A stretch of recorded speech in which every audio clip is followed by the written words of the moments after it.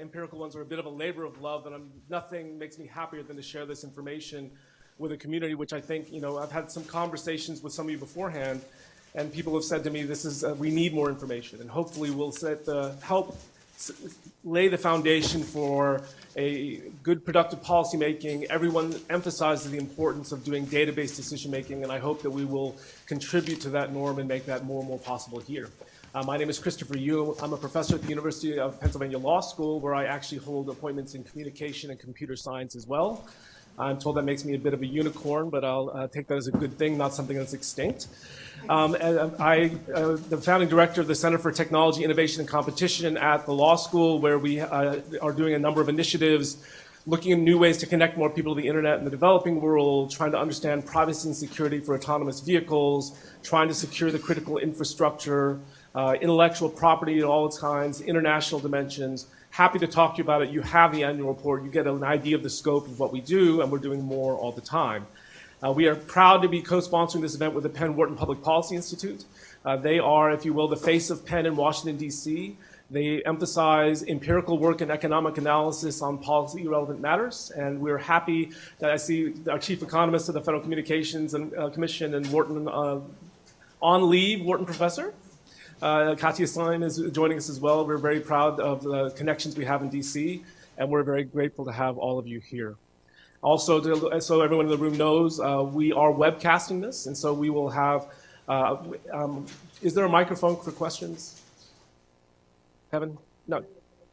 If there isn't one, I'll simply repeat the question and we go. It's one thing for the benefit of the audience at home, because this issue is of interest to people outside of Washington, D.C. as well. Just so everyone in the room knows, this is being webcast live to other people around the country, and that we will make sure that we engage people. All the off-microphone conversation will go out of our way to make sure it happens here. The program, as you see, I will begin with my remarks, followed by Governor Rendell, and then we will have Doug Holtz-Eakin and Frank Louthan come join us and offer their own remarks, and hopefully we'll have a very stimulating discussion from a wide variety of perspectives that will really help push the debate forward in ways that I think have not been done before. And so I also should acknowledge Timothy Fenninger, who's in the audience with us, who is the co-author of the paper and without whom none of this would be possible. So I deeply appreciate his help and his being here. All right. I'm happy to engage in more pleasantries, but someone told me that you are not here for all that. You're here to see the actual paper.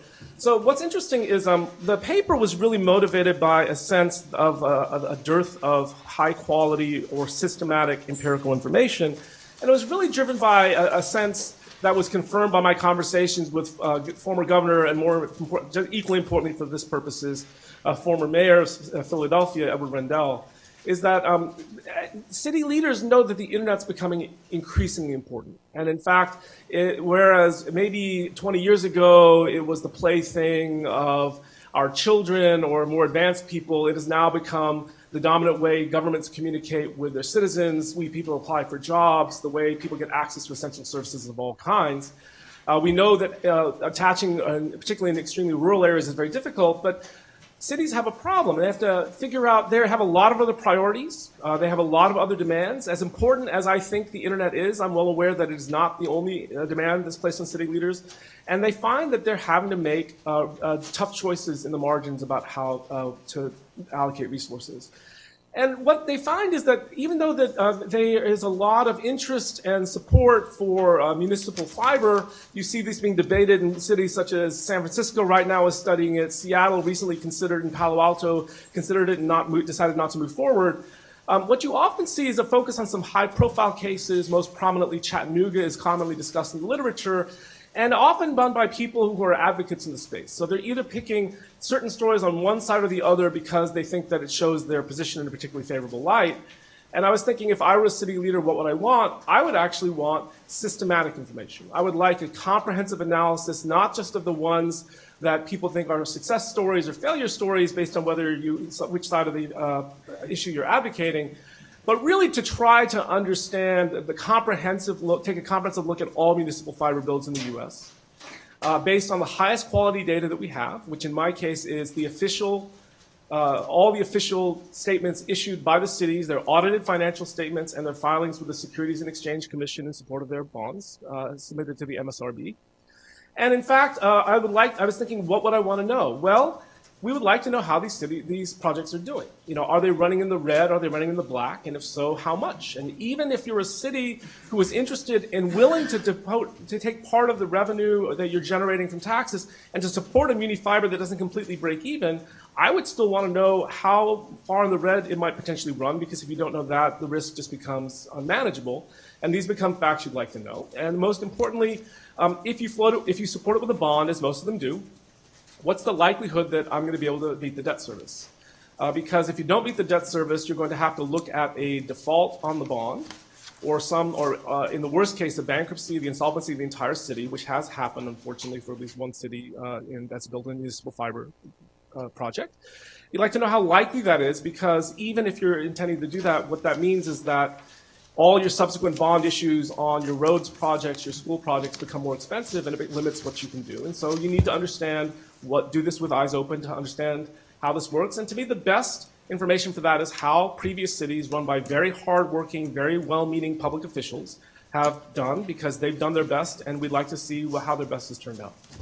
And then lastly, to the extent that we have paths to success and failure, what were the factors that led different cities to be more likely in one or the other? To try to unpack the different aspects. And I'll tell you right now, I try to look at the construction costs, the operating costs, and how successful they were in signing up subscribers, because those are very different operational parts of the business. And we'll try to get some traction on which one's really determining the success. And the really idea is to give the full range of the data, to let decision makers make up their own minds about what they think is the right thing to do. Because in the end, there is a lot of considerations that go into this. This is high-level data that, in the sense, we're taking a cross-section of all of them. There's a lot of individual details in the individual cases, which I'm sure can come out. And my point, the way an analysis has to work is you have to take a uniform approach to doing all of it. And we'll discuss some of the unique characteristics of some of the cities in the discussion of the actual cases. But the analysis is done on a straight level based on traditional financial analysis tools. So that's our goal. How are we going to do it? We're going to Tim and I gathered the official documents, the audited financial statements, and the SEC filings for every muni fiber build in the U.S. We used a source issued by the Executive Office of the President on community-based networks to identify them. We augmented it with industry-based sources to fill in the few that document missed. And in that process, we actually identified 88 municipal fiber builds, and then we used what we understand to be the generally accepted financial analysis tools. We stated we didn't want to compare apples to oranges, so we normalized things for $2,010, because obviously a project that was built in 2005 had paid a certain cost, but you really want to make that so that they're all equal. And we used the basic analysis, which is called net present value, on 5 years of data that we pulled for the cash flow and the actual cost of capital and the actual cost of the projects derived from the bond documents. We used that data to estimate how a hypothetical city might do on the aggregate data to try to project for the future. We actually tried to use the regression analysis to try to identify the factors that seem to be leading it towards success or towards failure.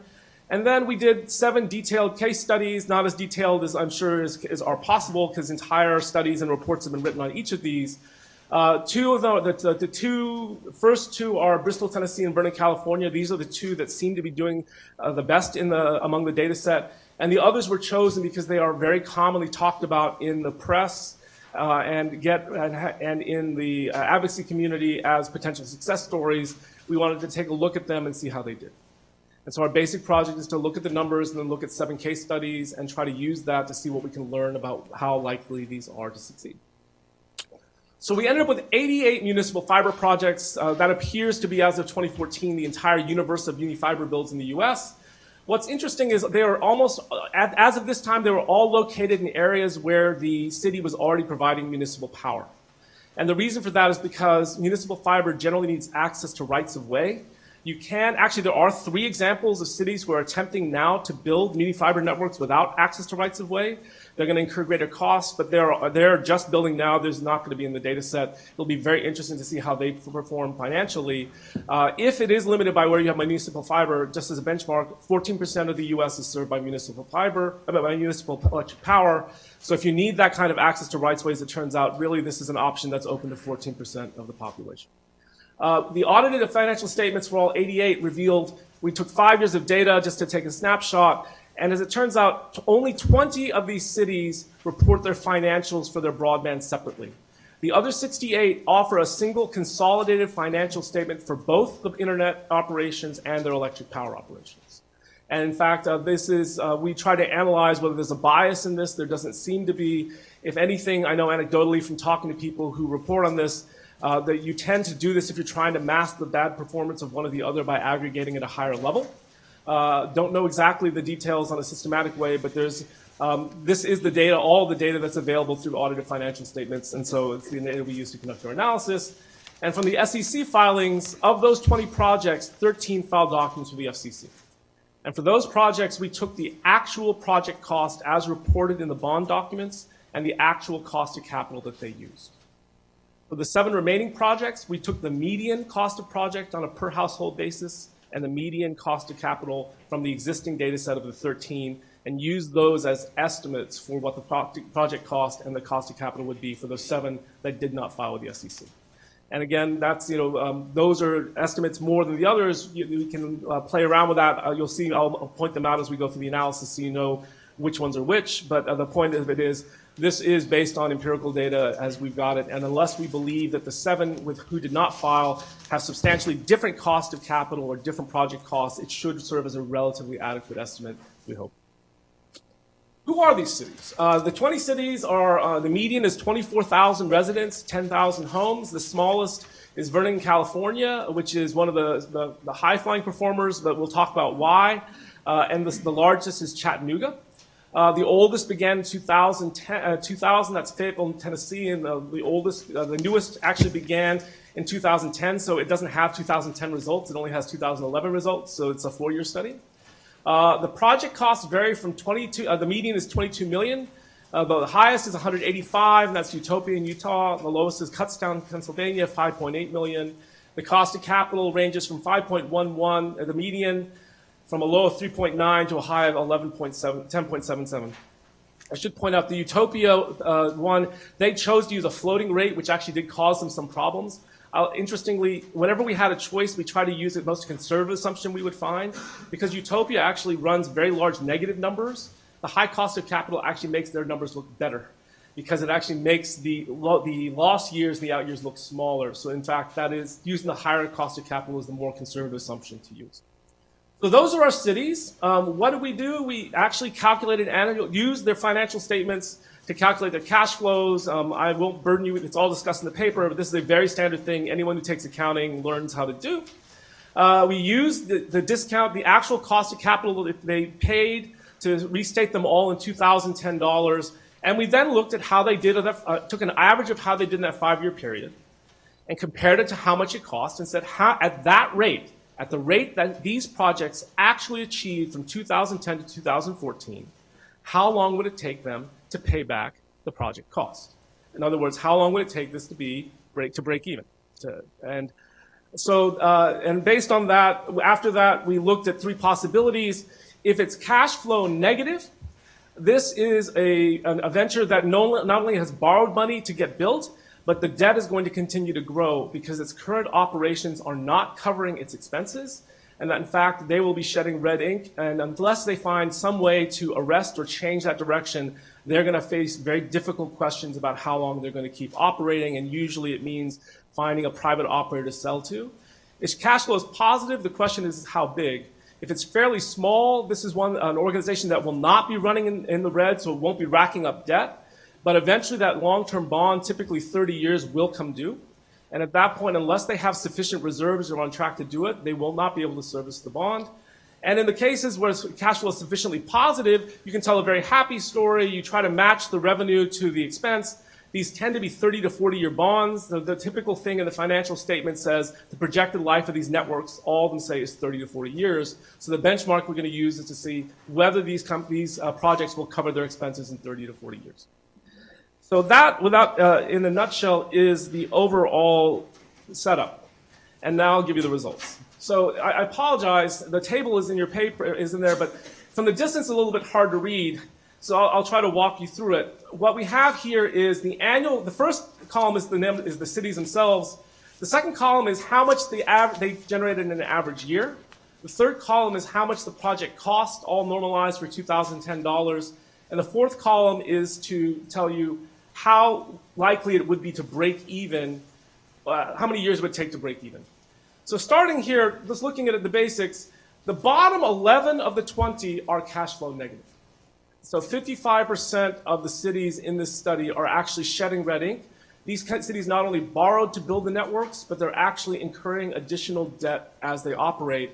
And so the question then we ask is, if you look at the report, we try to assess whether 2010 to 14 was representative of its long-term performance. We looked at the age of the project, we looked at revenue growth, and tried to make some estimate based on that to see how successful they're going to be. And in fact, you'll see that in the case studies when we talk about them. We didn't change the numbers, but when we discuss them, we decide how they're going to do. The worst case here, and this is really unfortunate, they've actually already defaulted on their bonds, is Monticello, Minnesota. They borrowed $27 million to build this project. They lost $5 million a year from 2010 to 2014. So they basically lost virtually the same size of the project cost in the 5 years of operating. And they have already defaulted on the debt. The interesting question is, in addition, they're continuing to lose money, and they're going to be in very dire straits unless they find a way to materially change their operations. You'll see different ranges. To take a case in the middle, just because it's useful and it's used in the press so often, Chattanooga, Tennessee is often called Gig City. It's constantly talked about in the New York Times, someone sent in the Washington Post and CNN as an example that other city that proves the idea that municipal fiber is a good idea.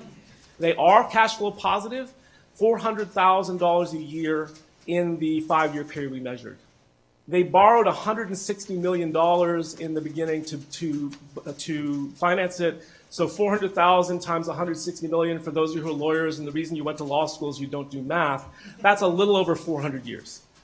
That does not count the $111 million in stimulus money they received to do a smart grid initiative that they built into this.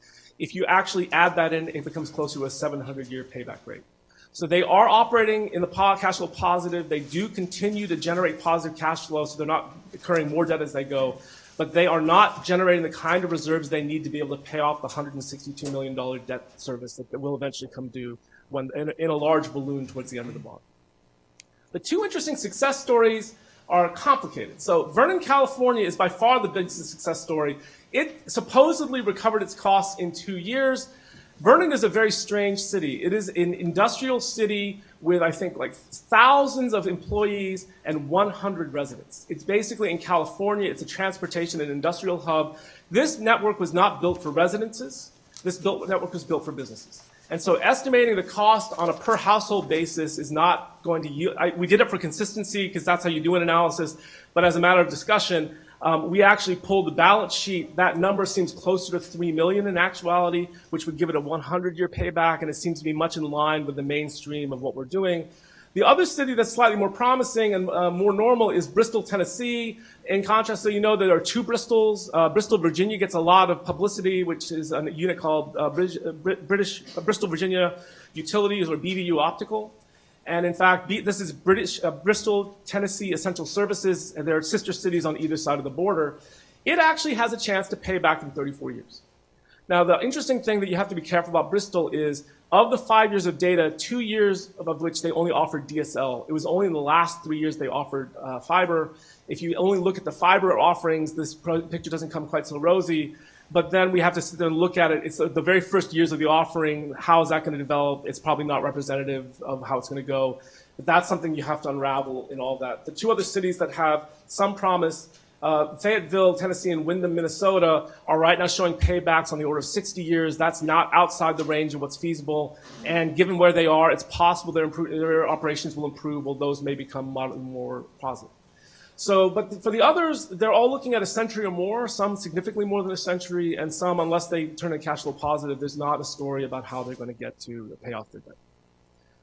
So to try to make this a little bit more tractable, I put all these up in terms of the percentage in a given year of the total debt service they had to cover.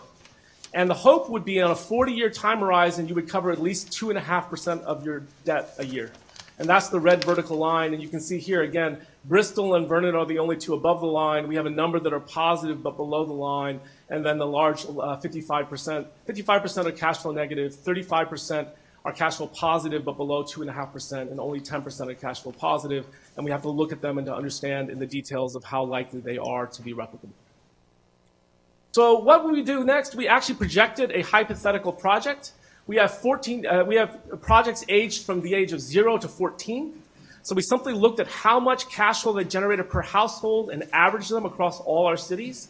And if you take that as a 14-year estimate, what we find out is in the first 14 years, the average project will lose $2,920 per household. I always think of this as if I was voting for this, I would have to be a voter who'd be willing to spend $3,000 in tax money to build this project and believe that paid out in the community.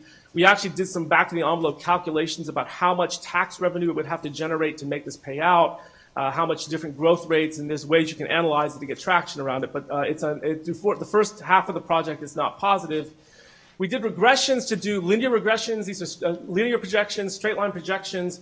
Now we have very few data points, so we don't achieve statistical significance, but based on the estimates, we put it without controls. We have over 115 years. If you drop out Vernon because it's an outlier, it's roughly the same. If you include controls for median income by city and population density, it's still an 80-year payback without Vernon and the 136 with. The problem with the linear regression is it projects that your project will grow forever. And we know from most technologies that doesn't happen. They have an S-curve aspect where they flatten out and hit saturation. There is a transformation you can do to regressions to match it to an S-curve, which we did, and you'll see this all in the appendices of the report. Based on that, it's 318-year payback and 109 if you take out Vernon. So what you see based on this data, again, not enough to achieve statistical significance, but just as point estimates, we have estimates that are relatively consistent with the larger data set based on how we looked at it. The regression we did on the drivers of success and failure, it looks that that we did two sets of regressions, again, including Vernon because it's the whole data set, and you like to just do it that way. We also excluded them in case they're an outlier. The ones that included, that were on the entire data set identified, and this is on 20 observations, found statistical significance to keeping the operating expenses were really the problem. Is that keeping your costs down, not in building, but in operating really became the huge obstacle. It makes sense. You do one-time costs up front. The operating expenses accumulate over every single year, and if you're not doing that well, that leverages and adds forever. And then interestingly, if you actually take out the Vernon from it, it looks like revenue generation becomes more important in one of the specifications, weekly so. Again, with 1920 observations, you don't expect to get much, but basically what you're seeing is that it's actually, you have to go out and get customers and convince that they want to do this. So part of it's not just maintaining and operating a network, but actually the business marketing of it.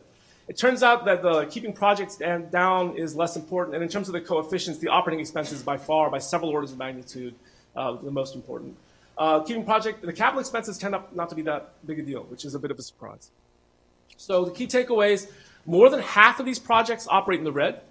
90% if they duplicate the results they've achieved from 2010 to 2014, that's the important caveat, based on the data, 90% would not cover their costs within their bond period, which means that they would either have to then reissue the bonds, but for something that doesn't have a projected life beyond that, that is an unorthodox thing to do. And basically, you're then taking essentially bond revenue to finance operations. 10% will cover costs, but have some things about them that make them challenging to abstract out as generalities. The case studies show in some detail the problems that individual cities have run into. The things that really struck me is that when you read these, you're actually really struck by the anguish that the city leaders go through. I mean, they went into these with great intentions and believing that they were doing well. And the ones that have done well have done very well. That's good for the cities. The ones that have struggled, they find that they spend a lot of their time on issues that weren't why they went into public service to them.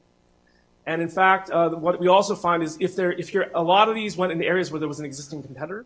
The existing competitor, their price reacts, which is the natural thing. It's one of those things that it's a classic trap that we learn in business school. Is you look at your competitor, you go in at a certain price, and you figure, well, I can beat that price, but you forget that they're not just going to stand still and do that. This is what economists would call the Cournot assumptions. That you have to look at what their best response is likely to be.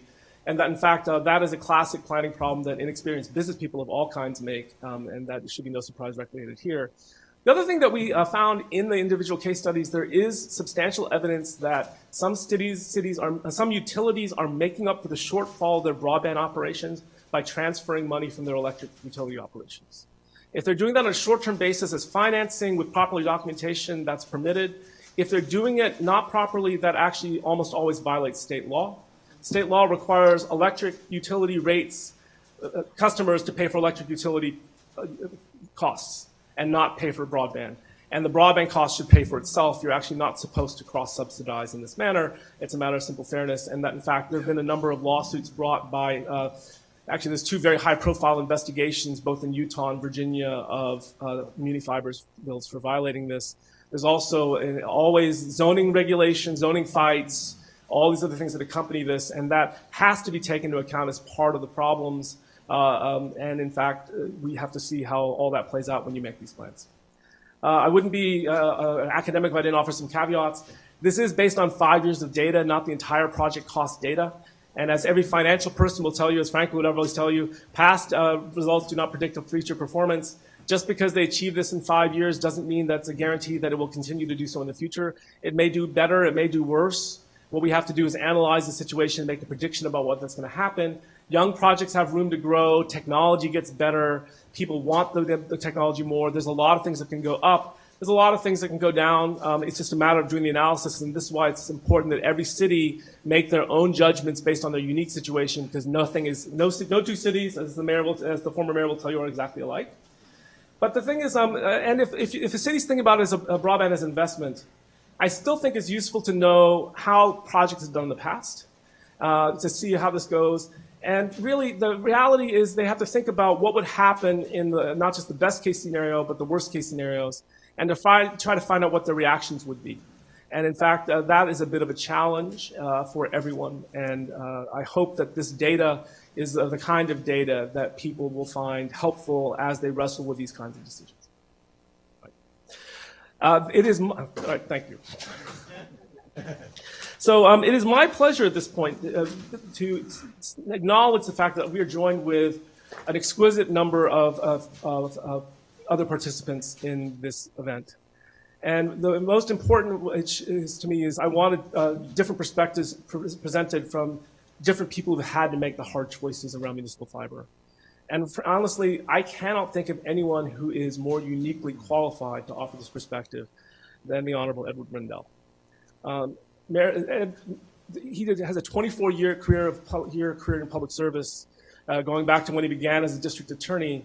But most importantly for this project, he's actually faced the real decisions that a mayor has to face in terms of choosing how he's going to allocate a limited number of resources and a very large number of demands. And then, after doing 2 terms and 8 years as mayor of the city of Philadelphia, he then served 2 terms as governor of Pennsylvania and saw the realities at the next layer of government, and even served the country as the chairman of the Democratic National Committee, and has seen government on all its different levels. And it's a perspective that I think is extremely rare for him to bring in his own experience. He continues to effectuate this in his own work.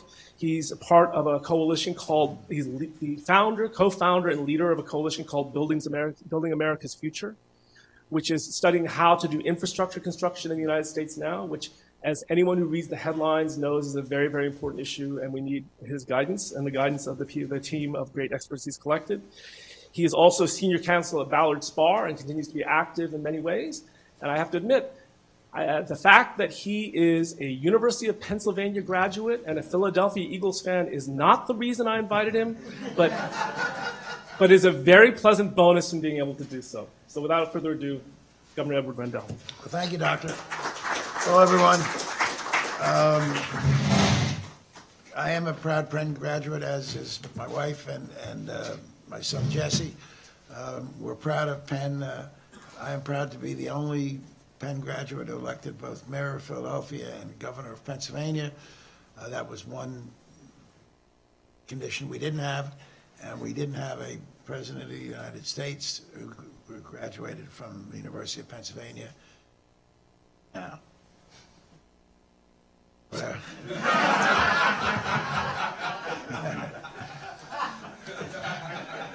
secondly, Doctor is right. I have been involved in the fight to revitalize America's infrastructure. Actually, from the time I was mayor, I agreed to be chair. I succeeded Bob Lanier, the wonderful mayor of Houston, as chair of something called Rebuild America, which went out of existence in the early 2000s. Rebuild was dedicated to the idea that we needed to do something with our infrastructure. That need has only increased dramatically. In 2004, we were rated the best infrastructure in the world, both in terms of quality and economic competitiveness by the World Economic Forum. Today, we are rated the 11th best infrastructure in the world. We need to get moving on our infrastructure, and we need to get moving on it quickly. EAF has endorsed the need, obviously, to have a comprehensive infrastructure bill. But we've also strongly endorsed the concept that when we talk about infrastructure, we're not just talking about roads, bridges, and highways, transportation infrastructure. We're talking about the entire infrastructure, including the electric grid and including broadband. And that is a very important point, and I am happy to say the Trump administration, to the extent that it has said anything meaningful on infrastructure, does include non-transportation infrastructure in the concept of infrastructure. Building America's Future has really become, I would say, the leading advocate for infrastructure revitalization. It was started in 2008 by myself, Democrat, Arnold Schwarzenegger, the governor of California, Republican, and Mike Bloomberg, the mayor of New York, who at the time was an independent. And all three of us had put our money where our mouth was and made substantial investments in infrastructure. Mayor Bloomberg has continued, speaks for us on occasion. The Bloomberg Foundation provides us with significant funding. Governor Schwarzenegger helped us out and would do press conferences in California. But his greatest contribution to the infrastructure battle was the day we announced this in California in 2008 in a island in the middle of a California freeway at 10 o'clock in the morning on Saturday, still pretty scary. He said, highlighting a problem we had back then, he said that when his 8-year-old son saw on his schedule that he had a press conference involving infrastructure, he said his son asked him, "Daddy, what's infrastructure?" And Governor Schwarzenegger replied, "It's what Daddy blows up in the movies." Probably as good a definition as there is. But we've come a long way in raising the consciousness of America about infrastructure from 2008. So it is my hope that when we do infrastructure, we will do it in a robust way. We will spend the right amount of money. We will do long-term planning, and we will take on issues like the issue of broadband. This is a very, very important issue, and I think the doctor's paper gives a very clear and important picture of the problems that mayors, particularly mayors of mid-sized cities, but not just mayors of mid-sized cities, mayors of rural cities or rural towns face. And it gives one side of the dilemma, and it's an important side, and I think it'll be valuable for mayors as they try to make their own decisions about what to do. But where I think, and it wasn't the job of the paper, but where I think as part of the broad discussion we didn't go is, okay, Mayor, you're not going to make an investment. How in the heck are you going to get access, if you're a little rural town, to internet for your town? Or if you're in a mid-sized city, how are you going to get access at a price level and a quality level that will allow businesses to come to your town and compete? That's the big question. And Doctor's paper is extraordinarily important in highlighting the dilemma. But now I think we need to look at some choices. As you all know, 10 years ago, the United States deregulated high-speed internet access. Let me show you what that has wrought. I have one slide. I don't know how closely you can see that. The slide, the yellow line is megabits per second downloads, and the blue line is price per month. And it is a random sample of countries. U.S. is at the bottom. You will see that we lead the pack in the blue lines, meaning we are by far the most expensive country in the world. To give you an example, residents in New York pay about $55 a month nearly double of what the residents in London, Seoul, Bucharest, Romania pay. Residents in such cities like Hong Kong, Seoul, Tokyo, and Paris get connections nearly 8 times faster than we do. The yellow line shows the speed of connectivity, and you can see countries like South Korea, France, Slovenia dominate us. And by the way, this chart didn't just pick highly developed nations. You'll see that the Slovak Republic is on the chart, Estonia on the chart, Slovenia on the chart. It is, as most things involving infrastructure, embarrassing to be a U.S. citizen and look at this chart. What caused this problem? Well, so 2 ways to hold down pricing and to ensure quality. Way number 1 is oversight, or that's a sort of euphemism for government control. And we do that. We do that. Interestingly, if you analogize high-speed internet access to other forms of basic needs for cities, energy, let's take energy and water. They are both, just like high-speed internet, mostly provided by the private sector. But what's the difference? Difference is that energy and water are highly regulated. Commissions, usually the public utility commissions in most states, regulate pricing. Companies have to go, if they want to raise prices, have to go and get the PUC's permission to do it, the Public Utility Commission permission to do it. And they regulate access, and they regulate the quality of service. Oversight, control. Once we decided to deregulate, we have lost any sense of oversight and control. Same thing with pricing. Once we chose to deregulate, we've lost anything. Pricing. It's interesting, analogizing this to just a famous example of deregulation. Looking at the crowd there, some of you are old enough to remember when there were 14 full-service airlines running in the United States carriers, United States companies, 14. Among them, the leader was Eastern Airlines, who had the most employments of any company in the world. I remember I was a young DA, but Eastern Airlines had done stuff to help us. So there was a luncheon at the World Affairs Council of Philadelphia, and Frank Borman was the speaker. So the local Eastern guys asked me if I would sit at the table with Frank Borman. I said, sure. And Frank Borman got up and gave an impassioned plea for deregulation, which was already happening. It was due to happen in about a half a year from the day that Frank Borman spoke. Deregulation occurred, and in less than a year after deregulation, Eastern Airlines was out of business. We now have 3 airlines, and it is 3 times cheaper to fly from Philadelphia to Denver than it is to fly from Philadelphia to Pittsburgh. No bloody sense. All controlled by market prices and competition. No carrier other than American Airlines that flies from Philadelphia.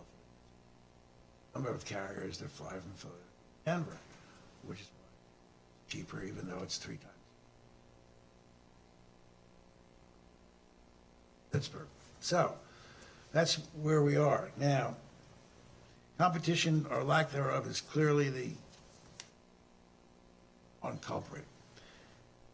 Because after deregulation, what happened is there were a lot of consolidations and mergers, and we now have so little competition. For example, when Time Warner wanted to merge with Charter, immediate reaction of some of the advocates was this is going to be anti-competition. No, it wasn't, because Time Warner and Charter weren't in any city anywhere in the United States at the same time. That's how little competition there is today. Consider the following. Half of American homes have only 2 options of the internet service providers for basic broadband, according to the FCC. For faster speeds, a majority of households have only 1 provider. The leading reason for this is that the cost of entry is so high. In America, unlike in virtually every other country in the world, new companies, new broadband providers are not allowed to piggyback on the fiber lines that are laid by the telecoms. In other countries, they are. So that's why it's so much easier for startups to get into the market in other countries than they are in the U.S. But consider research that the Annenberg School, unfortunately not the Annenberg School at Penn, but the Annenberg School at USC came up with. 2/3 of Angelenos live in areas served by just one internet provider that offers speeds meeting the FCC Commission's basic broadband service definition. Think about that.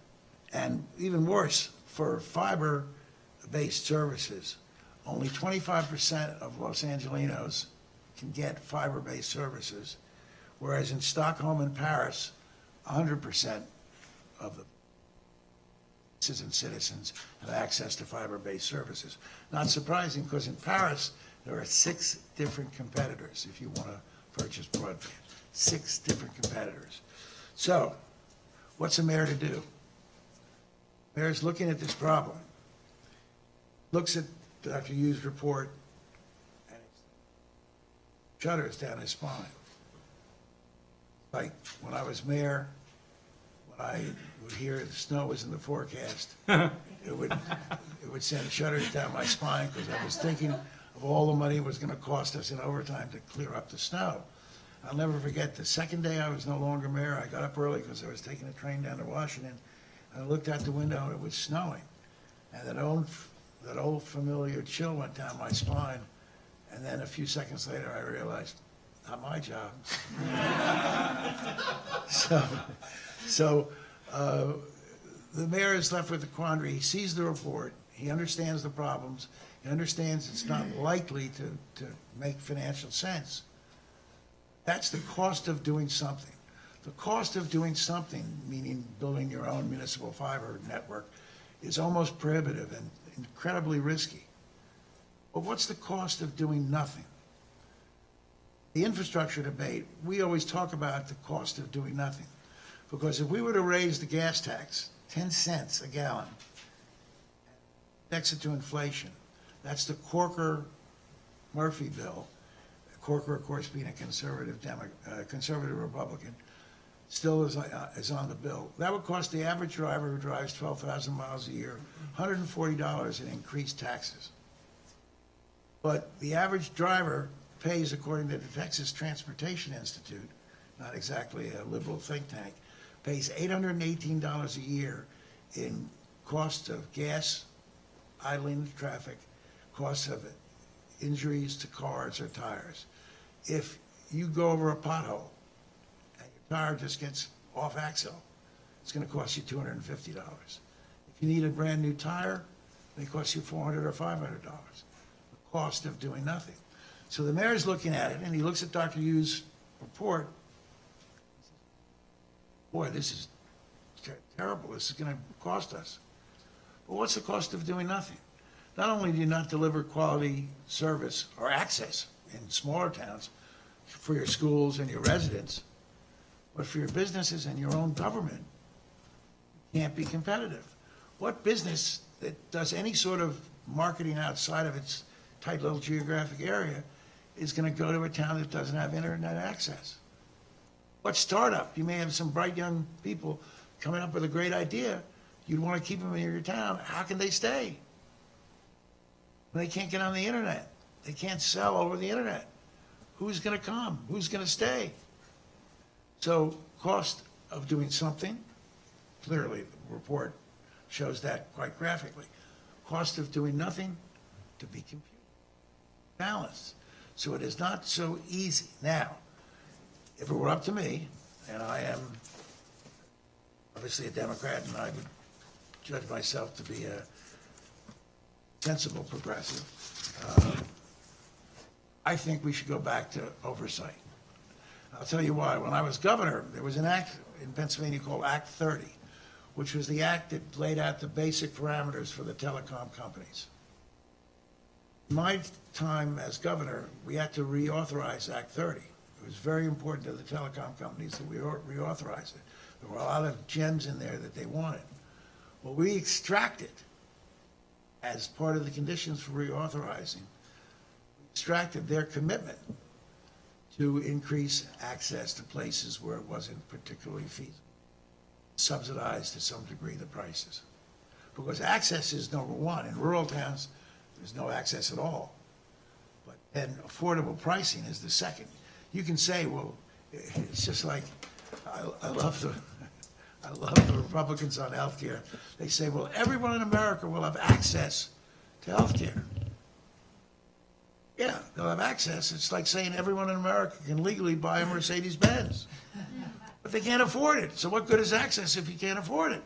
So we have to do something about pricing. We have to do something about access. We have to do something about control. And how are we going to do that? Municipal competition, all of its risks, is one way to do it. Balance. And what I think we should use Dr. Yu's wonderful paper as is a springboard for a national discussion on how are we going to give access at an affordable price and at decent speeds to the parts of the country that don't have it, and how do we get reasonable pricing and decent speed to places like urban Los Angeles or urban Philadelphia or urban Dallas or whatever. It's a discussion that should be part of whatever infrastructure money is dedicated to broadband. That infrastructure money, in my judgment, should come with some very strict requirements. That's it.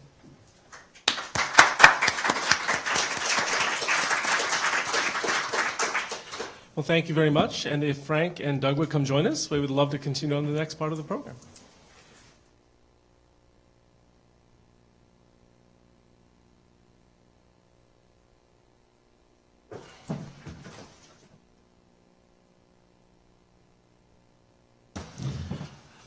So it is my pleasure to introduce both Doug and Frank. So Doug has been gracious to join us. He does have a back-end constraint, so he will have to excuse himself during the program. And so we will, of course, let him speak first, just in the interest of time, and also is in the question and answer period that will follow this after the panel discussion.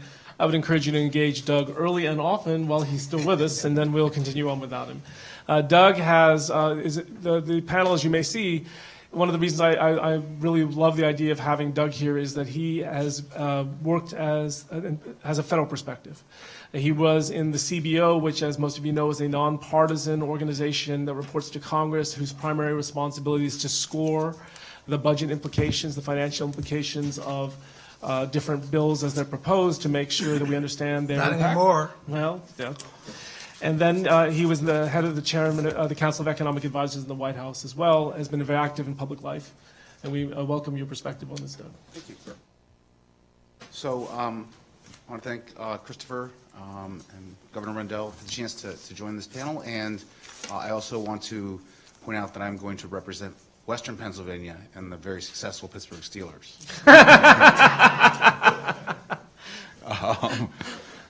This is a really important and timely paper, and it certainly informs the debate over municipal broadband. But when I read it, what really jumped out to me was that it informs these larger debates as well. And certainly one of them is the issue of what will be the path forward on infrastructure.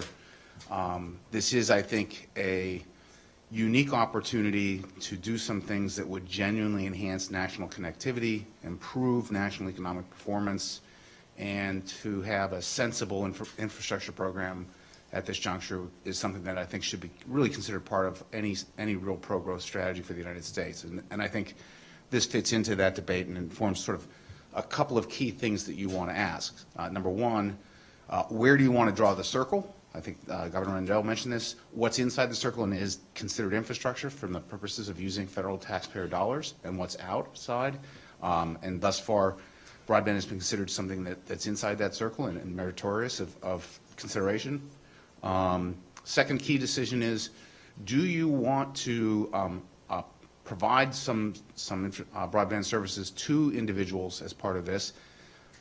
That decision is pretty straightforward. The second question is the one the paper actually informs a lot, which is, do you actually want to put the public sector in the production business, or is it going to hire the private sector, as is typically done, to provide this service to targeted constituencies? And this is a paper that's very much on the production decision. I think it's relatively rare that we see a real good set of analyses of the government production of a particular service. So I really want to point that out. I think it's important from that perspective. Third sort of debate this feeds into, at least to my eyes, because I've been through a bunch of these, is almost every time we get involved in a large public debate, we end up with the public option fight. When I was the CBO director, we did the Part D prescription drug program. Few people remember that there was a public option embedded in that. It was never actually used. It was meant to be a backup. There were regional backup plans if the private sector didn't provide prescription drugs to seniors. We went through the public option debate in the ACA, and since then, we had the co-ops in the Affordable Care Act. This is really the public option in broadband, and you know, it sheds light again on how you want to think of the objectives of these kinds of initiatives. Are they merely the provision of a broadband service to a citizen, or do they serve a larger competitive purpose to correct something that's not going on out there in the private sector, in which case you might accept a lower standard for financial performance because you're getting some benefit elsewhere. And I think it's important to think about sort of where this fits into that sort of competition question. So I just want to congratulate him for writing a good paper on this. And I'm a numbers guy, so I always love it when it's past, like, you know, talking about it. Here are the numbers. Let's see how these perform. So the key question always in these things is the government going to have to subsidize this? If so, why? Paper doesn't really inform very much. The case studies didn't seem to document. But I'm just curious, in the debates leading up to these decisions in these cities, was there a conscious thought that the consumers needed to get an extra subsidy because of their characteristics, or was this just a matter of the fact that we weren't getting good competitive performance out of the broadband providers? So what kind of subsidies are going to be in there, and for how long? In some cases, these things are going on for quite some time, cash flow negatives, and you might even decide to do that as a matter of public policy, but you need to have somewhere out here a set of benefits to counteract the costs that the paper documents so very clearly. And then there's a second question, which I'd encourage them to think a little bit about, which is, if you want to think of this as simply, we've got two options for providing broadband. We've got a private sector option and a public sector option. The real question is, if we take these dollars from the private sector and put them in the public sector, do we get the same rate of return on them? And the calculation you've done doesn't really inform that, because you're using the all debt weighted average cost of capital. Yes. I'd encourage you to do these present value things with an equity cost of capital in there and see what they look like then, because that's really informative of the question, where are you getting the relative efficiencies if you're going to get just broadband services out there. So I think that would be fantastic. But you know, those are I think the main things to look at in this. It's a tremendous paper. I think the authors did a good job of being honest about both the strengths and the weaknesses. You know, this is a small window over what are long-lived projects, and there's nothing you can do about that, but you do wonder about the nature of the extrapolation via regression, always a dicey activity. The second thing you'd spent less time on, but I think is worth thinking hard about, is what is the nature of the selection bias that gives you the 20 independent financial statements as opposed to the other 68 who you don't get to look at, and what does that tell us about this? And people smarter about this topic than me can think about that and sort of see if it leads a bias one way or the other. But I'm just delighted to have a chance to read the paper and enjoy the chance to comment on it. Look forward to the conversation.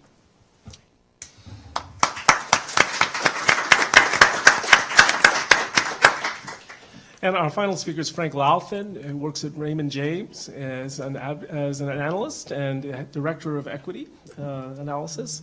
He is bringing the other perspective, which is the other vital part of these projects is the finance community. These are the people who actually are responsible for making sure they place these bonds, finding them, are in charge of servicing them, helping the workouts when they go bad. And what's quite striking to me is an answer to a question that you raised directly, Doug, is these projects are sold as pay-as-you-go, no taxpayer money projects. And so if nothing else, and one of the things that strikes me, if we believe that's not going to hold, that taxpayers need to do it with their eyes open. But if they are sold that way, the perspectives that Frank brings from the investor community becomes absolutely critical, because that's how people are going to be, that is how the projects are going to be analyzed on their own terms. Frank. Great, thank you. Very much appreciate the other panelists here, Professor Yu, for inviting me. I cover the telecom, cable, and data center sectors for Raymond James. I cover the RBOX. I cover rural carriers. I cover cable companies, kind of everyone, and competitive CLECs, everybody in between. Just as a brief disclosure, I don't own any shares of stock of any of the companies we'll cover. My firm may do investment banking business with some of them. If you're interested in more details on that, you let me know. This is excellent work that Professor Yu has done. It's kind of the best that I've seen. I've looked at some of this data in the past, and I just stopped because some of the roadblocks that the professor pointed out, they're not very forthcoming with the information. I usually refer to that with investors as things that are not done for our benefit. When you're hiding in, when you're putting the data in with as the professor said, with other electric utilities and other parts of the project. It's very difficult to find a broad swath of data for this. And then the additional hidden subsidies that aren't in there that were more challenging for me to find, such as additional government subsidies, the cost of rights of way. It's not there. There is a cost there, but it's usually ignored in a lot of the analysis. And then just the other thing that I think is a big impediment that for the carriers that I cover is just the red tape. The city doesn't give itself as much of a hassle with doing permitting and getting things done as they do with a carrier, where they've got to kind of have a handout. In general, the companies that I cover would like to provide services to many of these markets, and I am very sympathetic to rural markets and small areas. I live in flyover country. I'm not in New York, and so I've been to a lot of these small towns, and I understand the dilemma that the governor's mentioning. There's something needs to be done. I think in general people underestimate the willingness of large carriers to provide services there, but there has to be a little bit of give and take. One of the other problems with municipal builds, as I've looked at them, is immediately the small town gives all the city business or the small college or the hospital to the new municipal network. Well, there goes the anchor tenants, and there goes so if you ever thought that the rural phone company or cable company we're going to build in, they're certainly not now, because it's suddenly become really upside down. They just lost a lot of revenue. And then they give themselves, the free rights away and so forth. I think those are kind of things that potentially cities should consider. If it's not going to necessarily be free to taxpayers and they can put in some cost, then maybe using rights away, other things, or contracts with the carriers to help ensure that they've got some cash flow for what otherwise might be a marginal project, but you could make the deal easier. I think that would do a lot. The burn in California is it's really interesting. When you're selling to businesses, it's a completely different proposition. I saw that I knew something had to be up. I'm digging into that. That's kind of interesting. And then the other thing I think is interesting, Professor's analysis about the OpEx really kind of killing things. And it gets to kind of the last point that I think municipalities forget is the ongoing cost and then upgrades.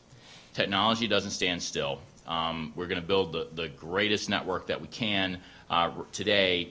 What happens 10 years from now or 15 years from now? Or just we need to upgrade. Even if you're staying on an IP network, you need to upgrade routers and throughput and so forth. That's often ignored and forgotten in the analysis, and that's where the cities, even if you did the best plans, it's not their core competency to look forward. So that's where, considering trying to find a way to entice an incumbent or another carrier in there. And then operating costs. Just think about how you manage truck rolls. I talk to my cable companies, the phone companies. They'll talk in terms of, hey, if we can get the average talk time for the call center down from 6 minutes down to 4.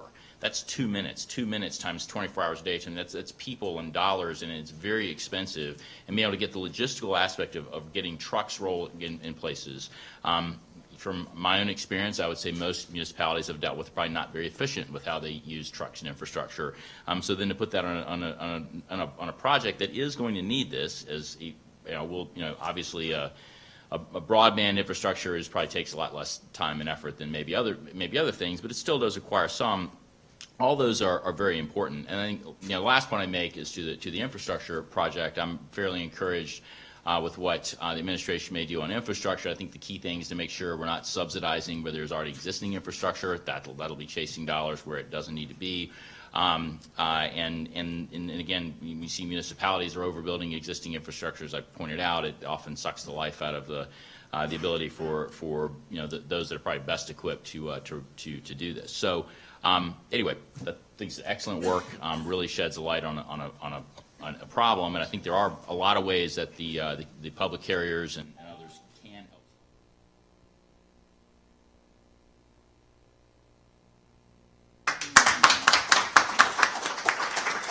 I just want to jump in real quickly on one thing Frank said. It is enormously important that when the infrastructure bill is structured and passed, that it does not pay or give tax credits for projects that are already in the pipeline. Then we will have done nothing. We will have created not one new job, not one new road, not one repaired bridge. We will have just given rich people a tax credit. We need to find a way to make sure that this is all for new projects, projects that are not in the pipeline, et cetera. It has to be crafted very carefully when you're dealing with tax credits to make sure we're not doing this. Also, the original Trump plan had credits in there for the constructors. Well, the constructors in Pennsylvania, everyone builds in about a 9% profit margin. They don't need any additional profit. They need more work. More work is structured by building the bill to involve only new projects, not projects in the pipeline. So that's going to be a key battle. Thank you to all of you for doing the most compliment to anyone who writes a paper like this, which is taking it seriously and giving me great feedback on it. And so with that, I thank you. I find myself thinking, about what you said, Governor, and some of the others, which is we have to do something. And I was reminded when I was a parent, my wife and I, a new parent, my wife and I used to fight about what are we going to do? Should we do A or B? We get in these knockdown, drag-out fights the way young parents do. And we realized we're asking the wrong question. Thank God there's a plan B, because if there's no plan B, plan A must work, even in the face of information that it is not working. You end up with power struggles with your kids. It's sobering. We've done the regulation aspect. There's a lot of history around that causes some problems. I guess my question is are we at a historic opportunity to think outside the box and try to move forward? So let me throw out one example. The current chairman of the Federal Communications Commission launched an initiative called Broadband Deployment Advisory Committee. And in matter of full disclosure, I'm a member of this committee, and I'm now obligated to tell you that nothing I say represents the views of the committee or the Federal Communications Commission. But the entire goal of this is to try to take advantage of a sea change in mentality, really, in my opinion, affected by Google Fiber. Before Google happened, when a telephone company or a cable company wanted to build, they said, okay, let's try to negotiate the franchise agreement and get money out of it. Google launched a reverse auction. They said, we're going to build a network. Who wants to make it easier on us? And whoever. And this has launched a debate where I think cities are now looking at these companies as potential partners, not opponents. And the whole purpose of the BDAC is to try to lower licensing times, licensing fees, and not licensing fees. Create a form for fair assessment of licensing fees. But what we're discovering is when you want to build a 5G deployment, the build takes 4 to 6 months. The licensing takes 18 to 20. And that's just lost to me, to the citizens, because then you've just got to commit. You've got an outcome we're all going to get to, and the faster we get to that outcome, the better. So the question I've got is is there room now? And I'll tell you right now, I'm also doing an international study of broadband deployments abroad, and there's some really interesting new technology ideas. Is this now the time for outside-the-box thinking? And if so, is this something that an academic institution might be able to help with?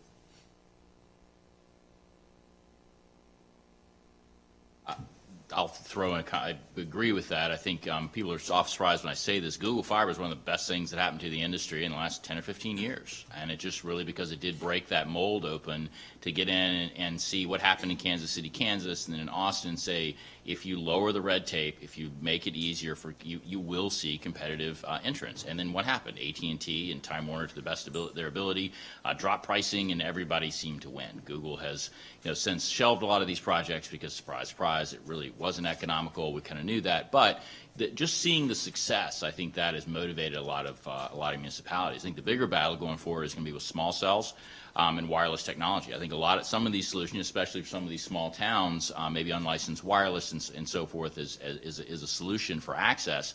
There's a lot of, that's the biggest impediment are what cities are charging several hundred, $150, $200 per light pole to hang up a small cell. For example, as many of you are aware, pole attachment rights are about $40 a year on a utility pole. So this suddenly gets a small cell bill upside down. We've heard a lot, you may have read or heard a lot about small cell. A lot of investors ask about it. We don't see a whole lot of activity, and it's these kind of, this kind of, you know, this kind of red tape that holds things up. That's a real challenge.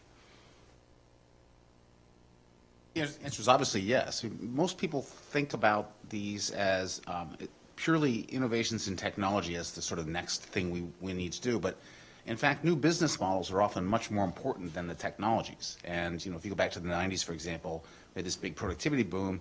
When they finally dug through all the data, half of it was due to big box retail. It was just selling the stuff at Walmart and Target and places like that. And so I'm always interested in ways to break open the business model and get sort of a different set of competitive pressures. Fascinating. Some of the models we're starting to see, paid Wi-Fi is starting to make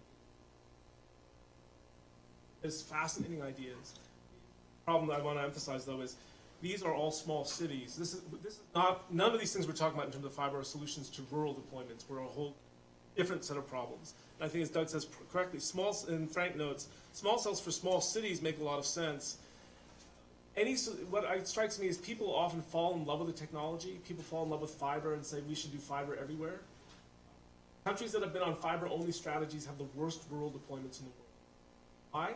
Fiber doesn't build in rural areas. I mean, it's very, math is unforgiving.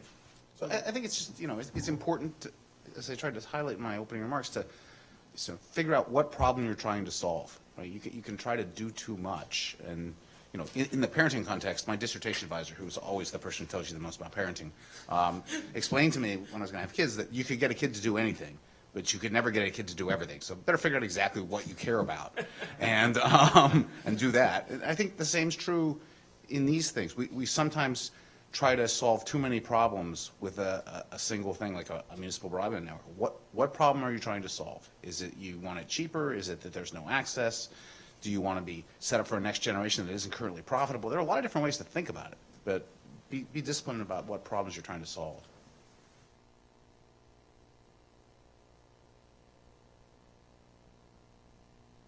Level.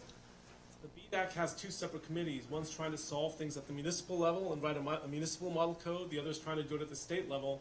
And it's fairly clear in the discussions there's some tension between the two over the proper roles of each in helping solve these infrastructure problems. It appears to me that someone who's occupied the positions you have probably is better situated to have useful observations than anyone.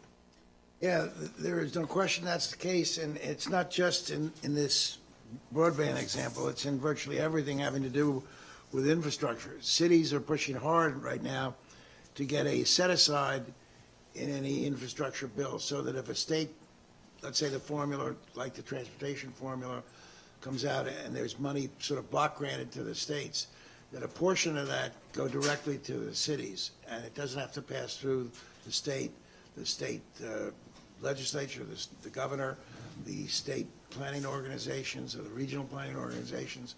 So there's a big push on among cities to get that done. I don't know that will be very successful politically,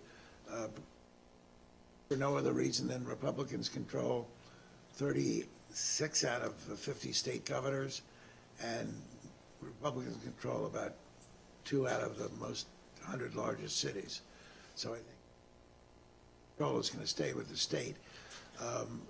And then it depends on whether the governor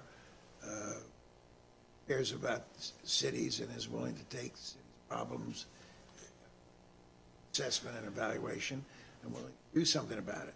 Obviously, one of the strengths I brought to the job as governor was my understanding of the challenges that cities faced, and we listened to cities a great deal. Well, we did it voluntarily, not. I don't think you're going to see a mandate. I think that's a battle that the local government will always lose. And also state legislatures, for the same reason that congressional delegations, because of redistricting, they're top-heavy against cities. Pennsylvania, congressional Democrats got almost 150,000 more votes in the last election. Congressional Republicans did, but the Republicans won 13 out of 19 seats. So they got 150,000 less votes. So I think that is a question, and it's a good question, but I think politically the controls.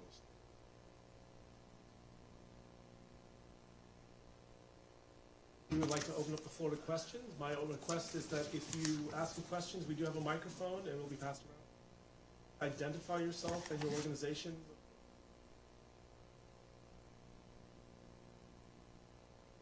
Make your speech in the form of a Dr. Ryan, anybody interested in what cities' major concerns are?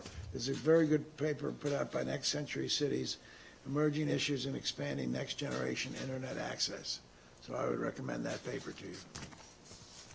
This was touched on by Frank. Walt. I'm Walter Johnson with the Office of Engineering Technology at the FCC. Frank Louthan, I think, touched on this question, but I wanted to ask Christopher, you, over a 40-year project, a municipality would have to do at least 4 major upgrades to a broadband network to maintain it as a competitive commercial enterprise. How, when you looked at these projects, how much of the planning and expense planning went into ensuring that over the lifetime of the project, the network remained competitive from a Reality of the financial performance.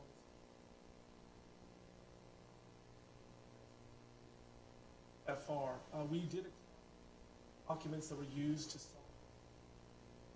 investment community to the voter community, to everyone else. And what we discovered is that they were off plan even before the first upgrades went through. The ones that went off plan quickly.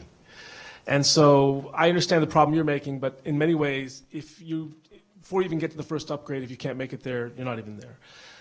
This is a standard problem that a lot of companies have, though. I mean, what struck me is, to take it to a slightly different context, the Home Depot security breach was done because someone took a memory stick, flash memory drive, and stuck it into a point-of-sale terminal, a cash register, and put the virus on. And it's because it was a 30-year-old register. And they don't think about that or try to avoid it as part of their capital planning when all these companies have to understand that they're technology companies now. And that replacement cycle for a technology company is 5 years. If that, and particularly forget the operational stuff, just to keep in touch with the security patches and just to keep your network sound for the benefit of your users, you have to build that in. The concern is that if you look at the planning documents, it is an extraordinarily rosy scenario that is presented to a lot of these decision makers, not just mayors, but city council members as well. And one of my purposes was to try to make sure that they had real performance history to check against that. And then they can ask someone, I understand what you're saying. How have these other numbers, how these other cities have tried very hard to do? Why is this going to be different? And there may be an answer to that question, but it is a question that needs to be asked and answered. And I will say that obviously is a good point, and it raises the cost of doing something.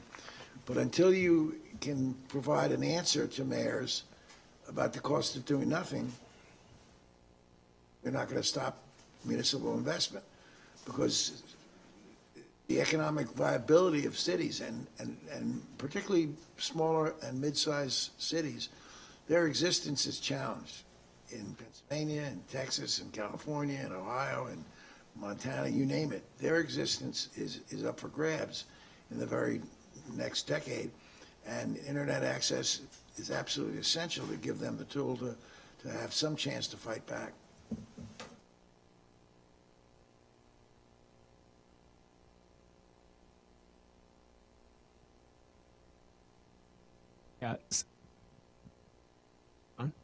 Sandeep Taksali with NTIA.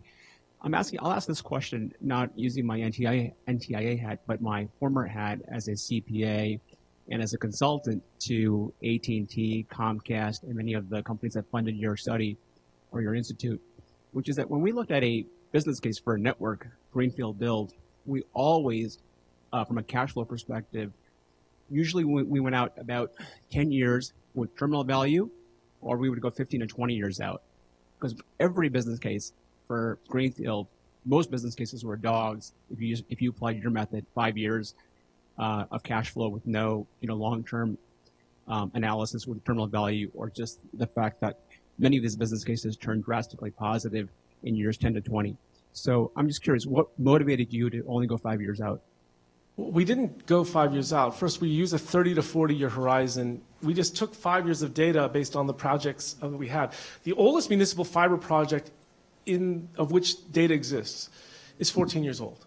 as of 2014. And I guess I could have gone back and got last year's data and the year, but we just had to write the study when we wrote it. I wish I had more mature data. It simply doesn't exist. And this is, all data has limitations. Financial statements have their limitations. It's just, this is the highest quality data we have. Now, what can we do? We can look at the oldest case studies and look at the pattern of revenue growth and see how they're doing and see, are they still growing? Are they still doing it? And in fact, what you see in the older ones, they're flattening out pretty badly at year 14. And you know, in the beginning, especially in the very beginning years, you should see meteoric growth because the denominator is so tiny. You know, the first year it's infinite growth because you're going from zero. The second year, you know, you expect like 100% growth and all this, and then you start to project out. And then you can take those projections and try to see where they would go. And that's one of the reasons, the reason we did the regressions with all those risks in it, is to try to get some traction rather than vapor as to what the actual data is telling us about the likely projections. Would I invest my future mortgage on that? No. It's not that quality. But if you have no data, to me, it seemed like the best quality data we had. But to be clear, we weren't looking at 15-year payouts. One of the reasons I ran the S-curve and the linear ones is to try to project based on those rates what would be a reasonable projection of where it would go. And we still get 100-year payback rates, which to me is unrealistic. I don't know anyone that would finance that because it's just not going to fly. But within the 10 to 15-year range, actually, we do have data. And that's the one that suggests that over 14 years, it'll lose about $3,000 a household. And if it's not debt financed, then the voters need to know that. And many of them may be willing to vote $3,000 a household to pay for that. What we're discovering in some cities where they've had the referenda, they're not. And that's something for the local voters to decide. Yeah. Yes. I agree. So the problem with any study, there's always more we can add into it. You know, and the thing is, this is uniform data which we can treat with generally. I want that number or a number in someone's head so they can make a clear decision. And it is ultimately up for individual cities to decide what to do. Yeah, I actually just want to defend the way this was done. I mean, you know, I'm a big fan of heroic calculations, and what this tells you is the order of magnitude of the payback period. I mean, I don't think anyone believes they got down to the third decimal right, but you know, there's a big difference between 10 and 100, and knowing that, I think, is what you get out of the paper.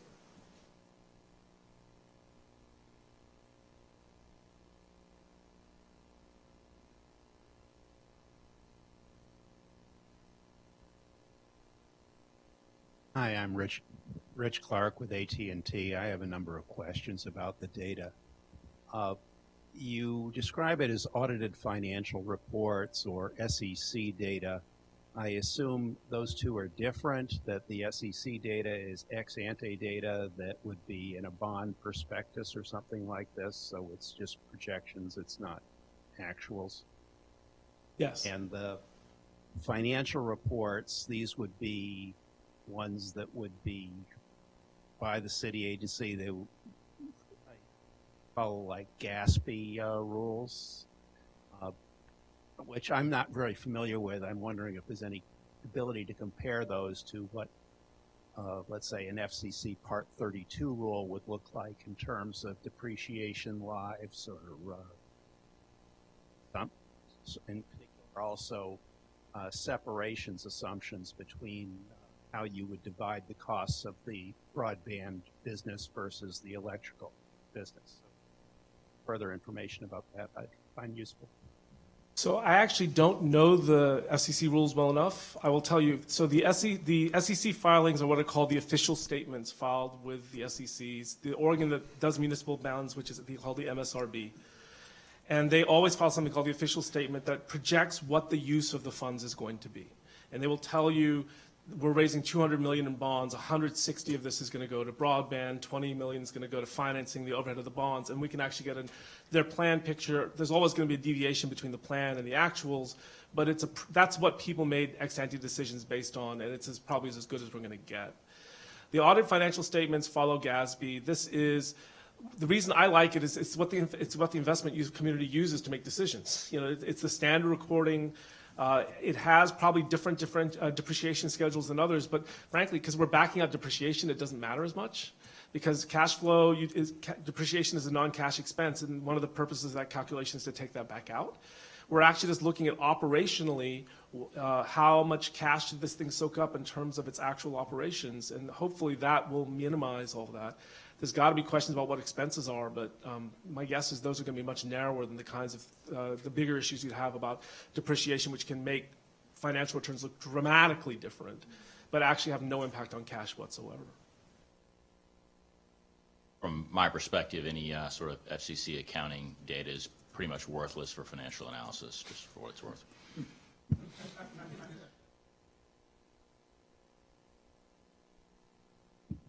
For calculating the life cycle profitability of something as opposed to the annual profitability of something, I have a fondness for a number of FCC rules.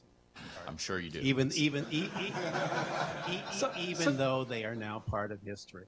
But to clarify this, the report is not looking at profitability. It's looking at solvency. So there are many, so think about the characteristic investment. You borrow a ton of money by issuing a bond, and then you spend it all immediately within the first 2 years before you even get revenue. And that should be more or less equal. And then you get revenue every year, and then you retire the bond at the end. And the thing that we worry about is, are you going to have enough cash at the end of the day to retire that bond? And to do that, you don't actually bank profit. Because one of the things that you'll learn in business school, actually a wildly profitable company that's growing rapidly has to be expanding factories. They're just sucking up cash, and in fact can go bankrupt because they don't have enough cash to do operations, even though they're vastly profitable. And this is one of the funny things about it. So people have said, well, is this report about return on investment? The answer is no. We're not interested in profitability. We want to make sure this is trying to assess how likely are cities going to have enough cash at the end of the day to retire their bond obligations without having to default on them. And for that purpose, as much as you may like the AT&T, the old FCC rules, I think that this is actually a fairly effective way to analyze them. Interestingly, one of the prior questioners said something, who was talking about the $3,000 per household investment over 15 years, $200 a household per year. Balance that against the benefit. Well, when we do economic calculations, one of the weaknesses, and this is a huge weakness in the federal budgeting process, is there never any offsets for the revenue that's generated from what you're doing. The cost, we know what the costs are, because they're hard costs usually, but let's say that this mayor whose town was bereft of any economic development decides to take a shot and develops access at a reasonable price. All of a sudden, young entrepreneurs start coming in, and they're producing a lot of business taxes, maybe wage taxes, corporate taxes, et cetera, whatever the tax structure is. Do we put that revenue into the mix, figuring out what's the balance sheet? And if it cost X, but they produced Y in new revenue, then Y should be subtracted from X. And we never do that. We don't score that way in the federal budget. We never do that. And again, it's tough to calculate, but sometimes it isn't so tough to calculate. For example, an infrastructure program that would spend $200 billion a year in extra money, the money above and beyond what we're spending now. If you take the DOT calculation, which is pretty accurate because we got $1 billion from stimulus for roads and highways in Pennsylvania, and I tracked the number of jobs created, that would create an additional the ratio is 25,000 jobs for $1 billion of investment in infrastructure. That would create a $200 billion investment would create, I guess, somewhere near 5 million new jobs. And if it was on a 10-year basis, those jobs would continue. Each year you'd spend $200 billion. Well, just the income taxes from those jobs, no less than net profit tax from the companies and the manufacturers, that's never computed. And to get a real good read on what you're doing, you've got to understand that those computations go into the mix. And as a mayor, I was always cognizant of the cost versus the new revenue we would generate. And actually, Tim and I ran this calculation. We ultimately didn't include it because it started getting farther and farther from the core data, and to me it's a separate paper. But I did ask myself, I looked at the tax base, we pulled it for each city, and said, what would the tax base have to go up to make this solvent? I mean, again, looking at the impact on the city itself. And you can actually get an estimated number. We may not know if it's realized, but then on an ex ante basis, if I need X percent to pay it out, a city can say, how likely is that to happen? Now, the problem we've got is property tax, sales tax, income tax. We started trying to figure out which business taxes, trying to figure out what the rates are. And pretty much you all of a sudden have so many assumptions sitting in it, it became something very different from the sort of data-based analysis we have. It's now a modeling exercise, which is useful. But we ultimately decided not to include it in this paper just to keep it as clean as we could. It's interesting. That's a good point. You never know. We did a program. We had an economic stimulus plan when I became governor because there was a recession in 2002. And the stimulus, it was before economic stimulus got a bad name. And it was very successful. We put in about $2.7 billion of state bond money and loan guarantees. We generated $19 billion in private sector investment. But what was good about it is in one of the programs was something called the Infrastructure Improvement Program, IFIP. And it was for nonprofits who couldn't get the benefit of tax credits. What we did for them was we said, okay, you want money up front to help you with your upfront cost of building this new hospital. Tell us how many employees you're going to add in the next 10 years, and you can give us the schedule. 200 the first year, 500 the second year, 500 the third year. Tell us what your average salary is going to be. We'll compute the state income tax, and we'll give you the total money that you'll pay in state income tax in 10 years with a clawback. So if you don't produce the jobs at that salary benefit at the end of the 10 years, we get the difference. If you only produced $8 million of state income tax and we gave you 10 up front, you owe us 2. So there are ways to calculate it and fix it in so you don't lose, and that it's not a hypothetical process. But again, the most important point is there's got to be some set aside because you can't just judge cost without judging benefit. And I'm not even talking about benefit in the quality of life, benefit to individual citizens. I'm talking about benefit to the treasury of the political subdivision. As the next question's being asked, I should clarify one thing, Sandy, we're friends, but this project was not supported by anyone except the University of Pennsylvania. And This gentleman's been trying to answer. So, well, Larry, I promise you're next. No, go ahead, please. Hi, Nick Degani with the FCC. 2 quick questions. First, were any of these projects where there was not already a municipal electric utility? No. So, to go back to one of the governor's questions, if a city does not actually have a municipal electric utility, is this really even a viable idea to even start talking about? Before this year, I would have said no. There are 3 cities trying to do it now. Sandy, Oregon, Ammon, Idaho, and Westminster, Maryland. And we'll see. I mean, the problem is trying to develop the rights of way and access to that. If there's a way they can get it through some other means, it's possible. But that's an additional cost that these other municipal electrical utilities didn't have to bear. So this is how we find out. The beautiful thing about this model is cities are making bold experiments, putting their own real tax money at stake to try something they believe in. And the good news is people are trying enough different things. We learn a lot in the process. I hope it works for them, but we'll have to wait and see. Are those terrestrial networks or wireless? They're terrestrial. Okay. They're laying fiber. And it's pretty heroic, actually. Thank you, Christopher. Larry Spivak from the Phoenix Center. A question for the governor. I'm listening to you talk. The problem with, I think, overall the telecom policy debate is that, like a guitarist wanting one more, we keep looking for one more network. And the problem is that there's an equilibrium. The market can sustain X amount. So a lot of the problem with the municipal broadband debate is, okay, I live in Function Junction, Western Pennsylvania. There's nobody there. Nobody wants to serve, because that's really the heart. It's like, why is there municipal broadband? Because nobody else wants to go. But then you have instances like Chattanooga or the Philadelphia wireless experience, which is well served by the private sector.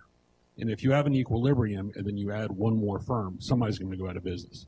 And the problem with municipal broadband is, it's the old line, is you can't compete against City Hall. So somebody from the private sector, because in the paper we did last year for the State Government Leadership Foundation, it's predatory entry.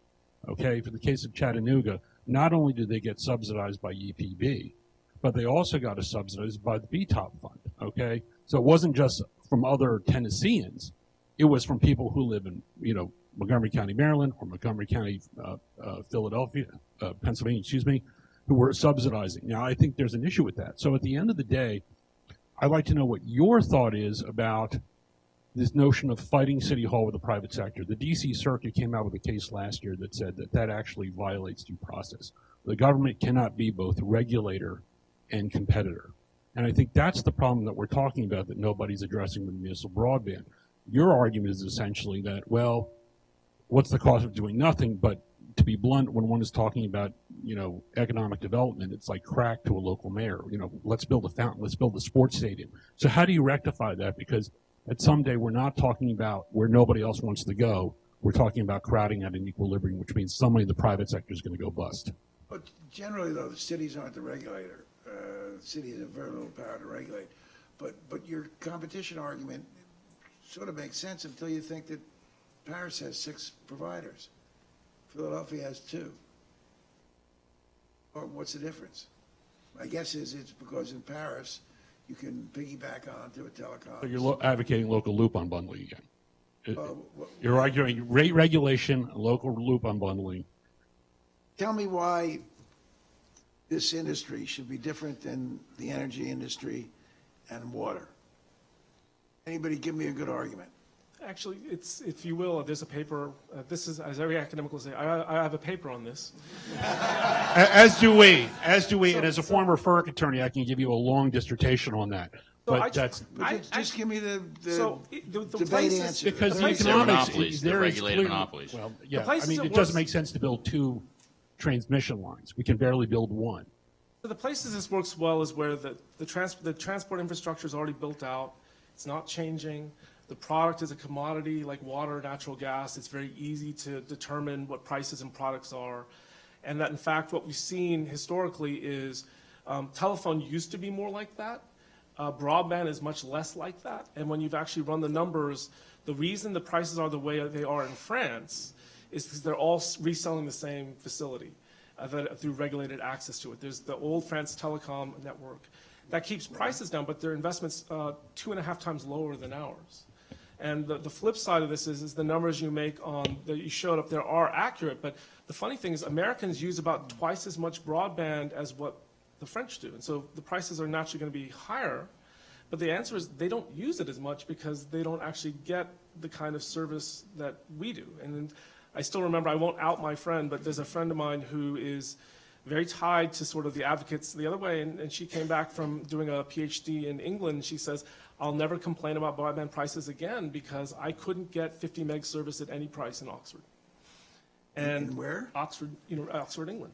Well, she must have a problem because the speed of broadband service in UK is about 20% faster than It's interesting. So in America. The entire UK is basically a DSL country.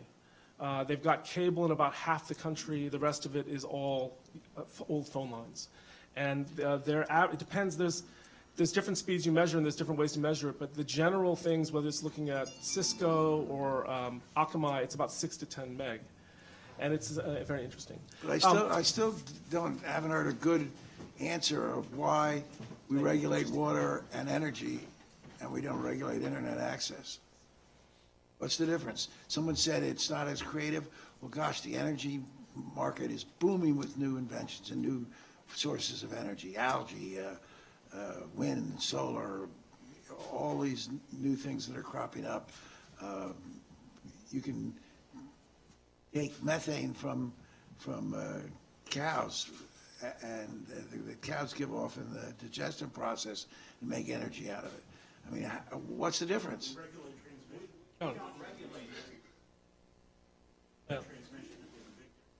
We regulate price. James, why don't you But go we ahead? regulate price that the consumer pays. Thanks. James Miller, the FCC, Office of Engineering and Technology. I wanted to follow up on some of the cost questions, if I could, from Governor Rendell, and then Christopher, if you could maybe respond a little bit. Understanding that there's a congealing of sort of the sunk costs of the installation and sort of making the platform available, separate from the running costs associated with running a telecommunications or a broadband service. And my question is, understanding that, acquiring networks and trying to integrate, all the technology of an existing sort of target is complicated, in addition to conforming all of sort of the O&M sort of related rules. Certainly, acquiring telecommunications companies isn't costless, but, you look at the numbers, 2,200 per subscriber, just off the cuff sort of, cocktail napkin math, maybe you're making 700 or 1,400, per person. Obviously, someone has got a business model that's working on that.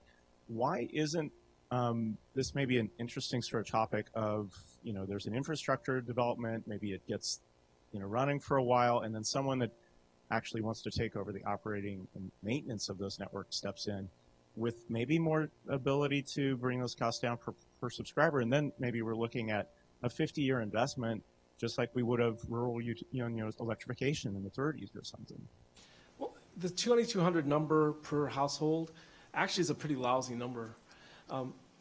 Verizon, this is all by analyst reports. This isn't official, it's based on estimates the Wall Street people have said. They had basically 750 per home pass, plus 750 hookup costs. That's 1/3 what the home pass number is here, and Verizon couldn't really make it go. And so it's 3 times that's a tough number actually to make pay out. And so I wouldn't, soft pedal that at all. Here's the other problem. If the scenario you're talking about unfolds, and a private company is going to come in and buy the asset from a city, the sunk costs are allocated. They're not going to pay them for it. And in fact, what you see when on these fire sales, which happen when the companies are shedding so much red ink, they tend to get 10 cents, 20 cents on the dollar of what they invested. And the reality is the city on that model is left holding the debt. And so, there are 5 cities, it's in a footnote, I can give you exactly how much each one of them paid and how much each of them got. And the story that always sticks in my head is this tiny little city called Dunalon, Florida, less than 2,000 people, unserved. So they thought, let's go do this. Borrowed $7 million, ran $2.5 million a year for 2 years. The whole city budget was $3 million. Sold it for $1 million, left holding $6 million in debt, twice their annual budget. That city is crippled for over a decade. And if it had turned out that they thought they were going to get 3,000 subscribers, they got 500. And that's the risk, is that when you have that sort of situation where you're counting on someone, a white knight, to come bail you out, I don't think you should expect to be paid fair value, because any economist would talk to you about sunk cost opportunism. There's no reason they're going to pay you for money you've already spent out the door. They're going to look at your operation cash flow and what you're going to get out of it. But I think the point you're making is a good one. Where most of this fails is because cities shouldn't be in this business. Just like Philadelphia owns its own gas works. We're the only city in America that owns its own gas works. We shouldn't be in the business. We don't know how to run a gas works. Government generally doesn't know how to run virtually any business. So it's a problem. And what the professor said is correct, but what a city could do is do the initial build out and then contract out the management of it to professionals who could hold down costs and maybe know how to generate additional revenue, know how to market it well, as the private sector often does. So I'm against, if mayors would ask me whether they should do this, I would say absolutely not. Very last resort, don't do it. But the answer is, if they're not going to do it, if the bottom line of the professor's paper is don't do it, what do they do? What in the heck answer are we going to give them? Young lady, you have an answer? Well, I have a few thoughts. So first, I think that for most cities that do it, it is a last resort. I think that we work with a lot of cities who are doing this, and they would argue with your point that the private sector is willing to serve them. I think that they feel like they go to the private sector, they ask them to serve, and the business case just isn't there. So that's why they're doing it in the first place. Professor Yu, I thought your report was really interesting. I thought it's interesting that the OpEx is so high. I think that is surprising to me, and it does maybe validate what Westminster is doing, which is building the passive infrastructure and then having a private sector come over and operate it from there. And we'll see, it's new, but there are other cities that are doing it, and the financials look a little bit better than when the municipality is just doing it all by themselves. One question / comment, when you did your list of caveats, one of the things that I didn't see listed, but I think that in a lot of your examples makes a big difference, are the state laws.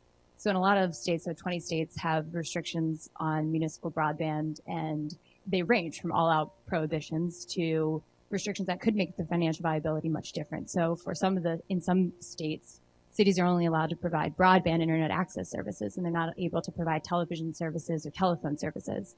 So when you're competing against Comcast, who has a triple play package, or other providers, Comcast, AT&T, any other private sector provider that's able to do a triple play package, being able to only do broadband internet access services just doesn't make the product as viable. So I think that that's at least something that should go into the caveats, that, maybe there are some state laws that impact the financial viability of some of these products. Totally correct. So what I would say is the wholesale passive network is an interesting model. It's actually been done in a couple cases in the data set with great lack of success. The most prominent one is Utopia. And I mean, this is the thing that there's individual things you can say about every case, but the thing is, you look across the whole data set, and they all can't be exceptions. I mean, the hope is by looking at a larger number of them. There's a bunch of European places that do this. Fiber is doing this. A bunch in the Netherlands. They almost all use what Google now does, which is called demand aggregation, which is you make people sign up in advance before you build. That lowers the risk dramatically for the companies, and maybe that's a way we can go forward.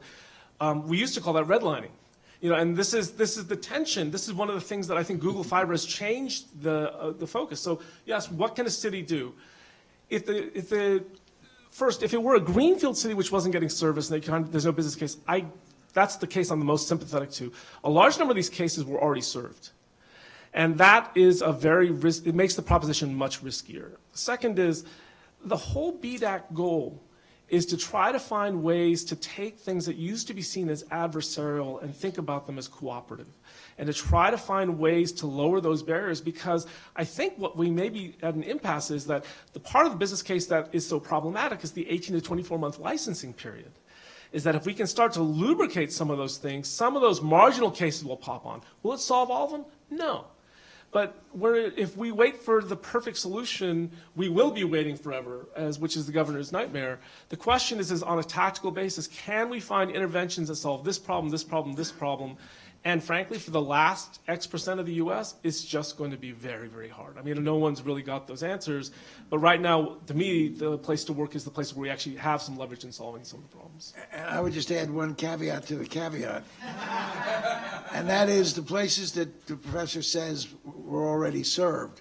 You have to look at what the pricing structure is and what the speed was. It's like saying everyone has access to a Mercedes. If they're served because a company is saying, we really don't want to do this, so we'll charge so much money that no one will sign up, it's not really being served. It's like having no access. Hi, Rick Zimmerman from NCTA. Just want to give my Philadelphia bona fides first. My wife is from Philly. My brother was born there. I was born in Camden, New Jersey, across the river. Those aren't bona fides. Well, my mom was a grad student at Penn, and so it was hospital here, hospital there, et cetera, back in the day.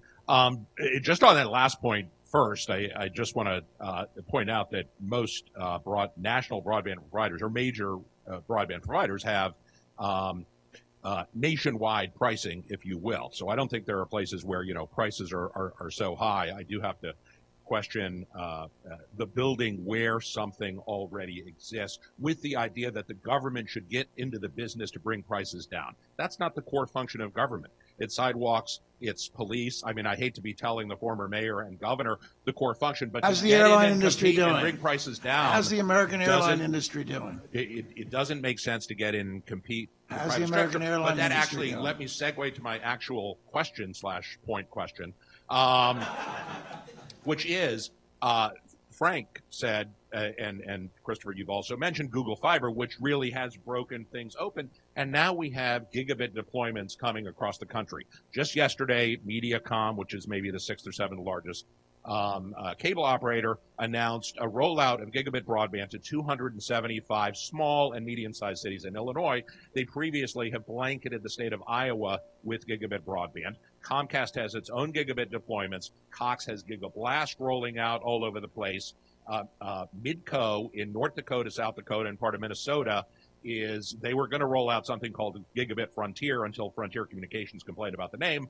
So now it's just called Gigabit Service, whatever, but they're rolling out throughout the Dakotas Gigabit Service. My point is, even since 2014, and this data you measured, there are all sorts of new deployments going on. And, I hate to take issue with the FCC's speed definition and therefore how many providers there are or aren't. But I think the picture is much rosier, and I know Doug Brake is here of ITIF, not to call him out.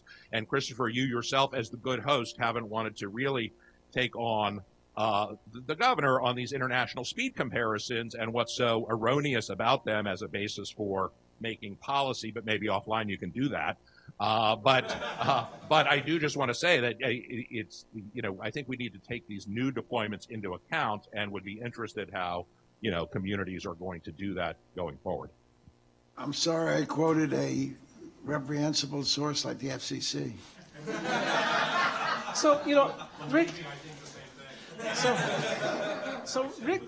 And you still haven't answered my question about how the airline industry is doing. So actually, I would have to say that it's, in terms of consumer prices, as a whole, as an industry, since 1978, it's doing spectacularly well.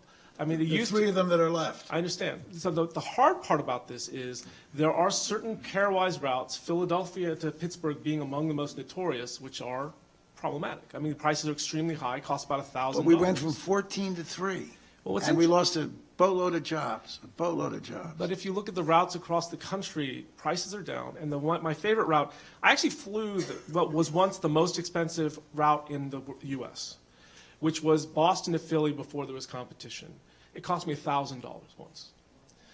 It's now about $60 each way. Why? Because they've got the route structure done to make that work. Now, the most interesting problem, one of the biggest challenges in competitiveness in airlines is actually gate control by the cities and the municipal airport authorities. And we thought that this would become what we call the contestable market, and the sticking point has actually been the charges on the gates. And so I really don't want this to turn into an airline discussion. But my point is, like with most of these things, there's a lot of facts. There's a lot of truth to what you're saying. I've flown that Pittsburgh route. It drives me crazy every time I do it. And you have to understand what US Air used to, now American does, is every time there's a competitor that decides we're going to try to capture that Philadelphia to Pittsburgh market, US Air drops its prices dramatically, forces the competitor off the line, and as soon as the competitor's off the line, they raise the prices up again. It's working real well. Will Reinhardt, American Action Forum. I'm just wondering if in the regressions you did or took into consideration the network architecture. One of the things that I was just in Dallas a couple weeks ago talking to some of the broadband communities, that essentially the groups that actually do these kinds of deployment.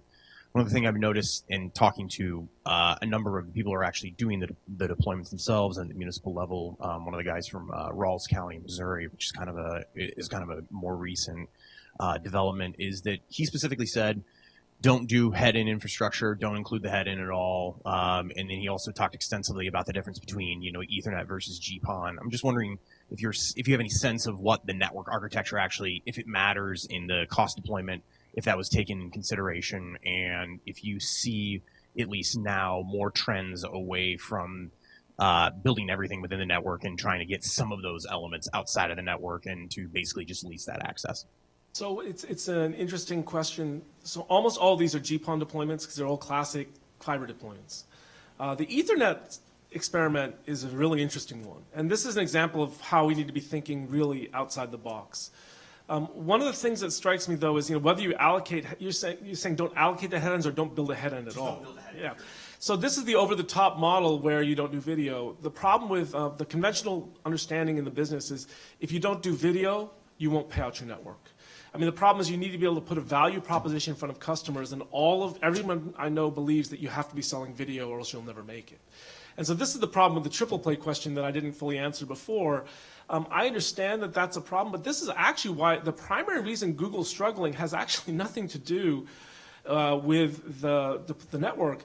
A lot of it has to do with content acquisition and building video, is that they don't have the scale to negotiate effectively with the studios, which is an example to me of how this whole system works. You have to be a triple play provider. Well, you have to be doing video and data to survive, triple play voice as well. And the pricing there, if you look at the cost, it is, by any stretch of the imagination, the numbers, content acquisition is driving those costs, not the networking. If you look at the rates that they're paying, and in fact, unless you have the negotiating leverage to make that work, it's really, really hard to do. The other thing you said, I just realized I never answered, is state laws. This is the thing, the trap in doing these big studies. You can look at each individual state and treat them, they all have unique characteristics.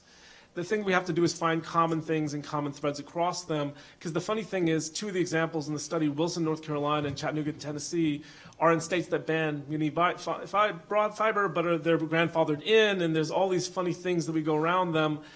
My guess is it's still worth looking at in terms of their actual performance, because oddly enough, those are two of the most highly touted installations, and I would say they're not on track to cover their costs right now, and that's a tough one.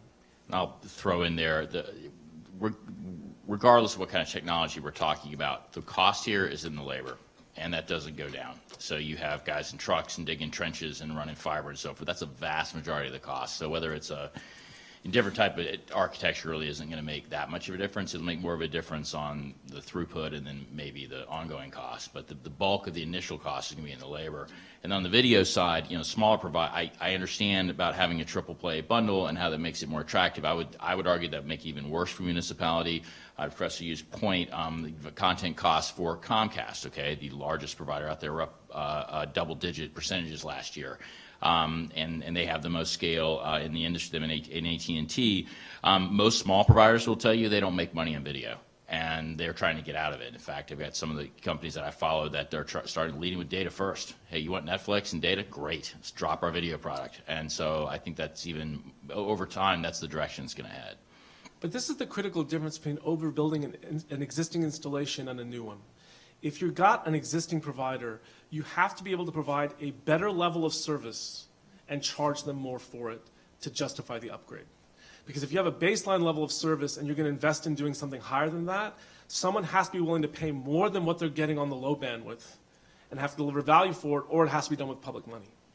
And this is the difficult truth, which is, the funny thing is, in this world it means monetizing video, which is the big value in higher bandwidth, because the only thing that really needs really high bandwidth at this point is video, is whether effective monetization of video is what you need for building out fiber. Because it's hard to build the business case for digging all those trenches. We've got a lot of interesting innovations in Google Fiber. Truck rolls is the death of the industry. I mean, that's the most labor-intensive thing they do, and the industry is always trying to avoid it. Google did something really interesting. They said, we will build your neighborhood once, and we're not coming back for 5 years. So better get on it now, or we're not coming back. And the answer is, it simplified their costs dramatically. Why? They went down a street once, hooked up all the houses that were going on, and didn't do the others. Now, if I were a consumer advocate, if I was sitting in a city hall, the idea that a customer couldn't get service on demand would generate a lot of complaints. You can do that. There's a cost. And it's going to show up in the bills, and it's going to show up in the service. And these are the tough calls that actually Google was able to convince Kansas City to let them to innovate in terms of business models, as both Frank and Doug were making. And that's a really interesting innovation that actually changes the economics in a pretty dramatic way. Interesting, Google's talking about micro-trenching, which is something we historically haven't allowed. That's an interesting, and that's what Liberty Global is doing in Europe right now in the cable industry. That's really interesting. Low voltage stuff that we not requiring to be 6 feet down may make a difference. And this is actually pretty exciting to me. Jonathan Howenchild from the American Legislative Exchange Council. Kind of a quick comment and then a related question. I know with the FCC's numbers, I think it was since 2011, 2012, the FCC decided to start excluding everything but wireline. So even though Congress requires the broadband reports to include all alternatives, mobile and satellite as well, the FCC just unilaterally decided to start including wireline. So 2012 through present, I believe it is, the numbers only include what wireline. And I think that's, segueing into the question, when looking especially at the municipal broadband projects, was there any data regarding whether people, like especially in underserved areas, maybe the rural areas that weren't wired, the degree to which they used mobile and whether they moved from mobile or satellite to broadband, and whether the municipalities improperly calculated their numbers of people that would switch to the municipal broadband? There's no actual switching data on wireless. This is something that I've always been frustrated with. I always thought there should be more data about this. But I think that there is a classic mistake which is being made in the way the debate's framed. First, it bugs me. I used to look at those wireless numbers every 6 months. I love them just because you find out what's going on. I'm frustrated we don't have them anymore. But what's fascinating to me about wireline and wireless is people assert that it's not a substitute. I would say that the internet is not a single product anymore. I would say for email, mobile is a very good substitute. For text messaging, it's a very good substitute. And in fact, not only is it's not a good substitute, it's better. You get mobility with email, photography. There's a lot of things we do now better through wireless. What it's not a good substitute, and for things like web browsing, the things we usually do, universal service stuff, getting government information, applying for jobs, are very low bandwidth things. So what we're talking about is video. What it's not a substitute for is video.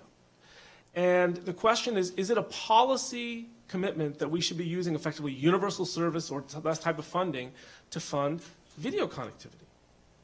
And the thing that struck me is, one, that entertainment is not what I always think of the purpose of universal service. And two, we already do that. We call it broadcasting. It is why we give away spectrum licenses for free, to connect people to video who don't have that money already. Now, this is a particular rant that I've actually never said in public. I've said it to my students in classes. But thinking through, my point in the larger one is the internet, thinking about whether wireless versus wireline is a substitute simpliciter sort of begs a lot of interesting questions. My guess is for some things it is. For some things it may not be. But I will say this.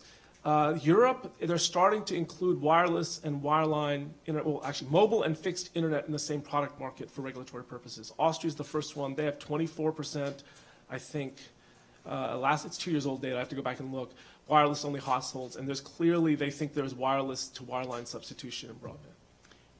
When a reporting entity changes how they report data, again, I point out that's usually not for the reader's benefit.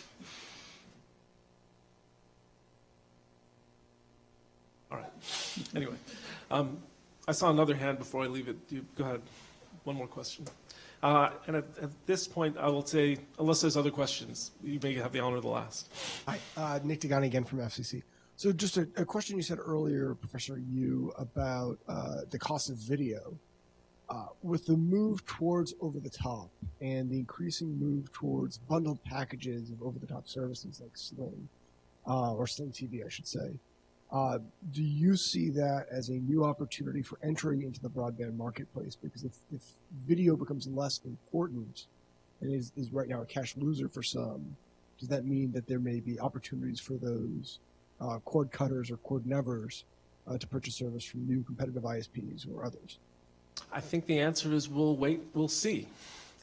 Clearly, possibly yes. The skinny bundles and the dish product where ESPN's going on its own, which people said would never happen, are really interesting. So who hates this idea? Discovery Network hates this idea. C-SPAN hates this idea because they depend on this is why they've always opposed unbundling, and that the diversity of programming potentially under a huge threat. But what's even more interesting to me, it's not clear whether this is good for broadband deployment, because they're not going to pay the content acquisition costs anymore. They're going to be carrying a lot more over the top that used to be done on specialized spectrum that's going to move to pure internet IP open spectrum.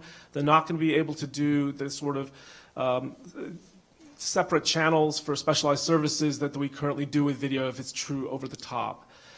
And the economics are going to change pretty fundamentally in ways that are not entirely clear. But what's going to happen then is the over-the-top, as that volume increases, the question is who's going to pay for those bandwidth upgrades? And it can only happen one of two ways. It can happen in the subscription price that the end user pays the network provider, in which case it'll be built uniformly into the price regardless of how much they use. So my mother-in-law, the email user, her rate would go up unless we do tiered pricing where you pin it on the people who are using the bandwidth. Or the other alternative is you have the subscription, the over-the-top player do a direct interconnect with a side payment to the network provider. Part of the pay for the upgrade comes from the subscription rate they pay to the OTT provider, and it comes back through directly. The question I have as a policy standpoint, should we have an ex-ante preference for either business model? And people talk about double payment by the consumer. In the end, the consumer is the source of all the value no matter how you cut it. I mean, they're essentially paying. It's just a question of how they structure the payment. I've never been fully heard a convincing case about why a regulator should have an ex-ante preference for structuring a payment in one way versus the other. And I think it'd be really interesting to see how those dominoes would all fall through to figure out which would actually be better for American subscribers.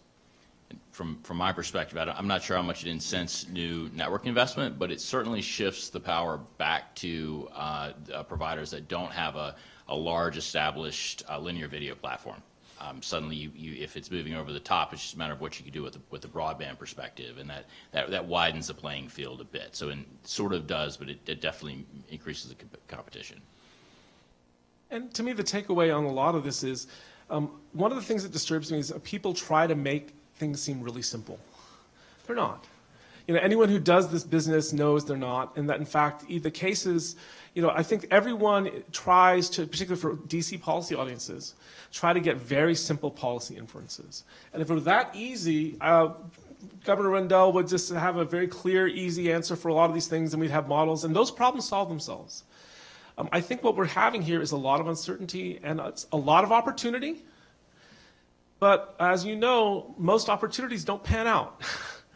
And what we have to do is create a policy flexible world where different actors, different cities who want to build without right of way have the ability to do so. And we can find out that's how the rest of us learn, is from the brave individuals who are really willing to experiment with different things.